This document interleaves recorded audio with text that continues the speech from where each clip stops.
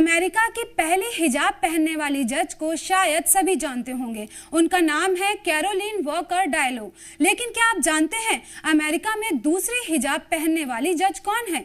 अगर आप नहीं जानते तो फिर ये वीडियो आपको जरूर देखना चाहिए। आदाब, मैं यास्मीन और आप देख रहे हैं जी सलाम डिजिटल।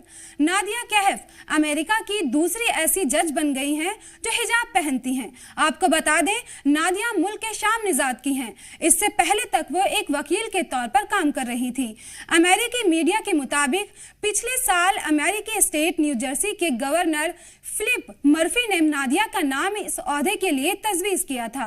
उन्होंने पिछले हफ्ते अपनी दादी से विरासत में मिले कुरान पर हाथ रखकर हलफ उठाया था। हलफ बर्दारी तकरीब में खिताब करते हुए नादिया ने कहा, मैं अमेरिका में मुस्लिम और अरब तबके की नुमाइंदगी पर फख्र महसूस करती हूँ। मैं चाहती हूँ कि नई नस्ल ये देखे कि उनके मजहब पर अमल बिना डरे किया जा सकता है।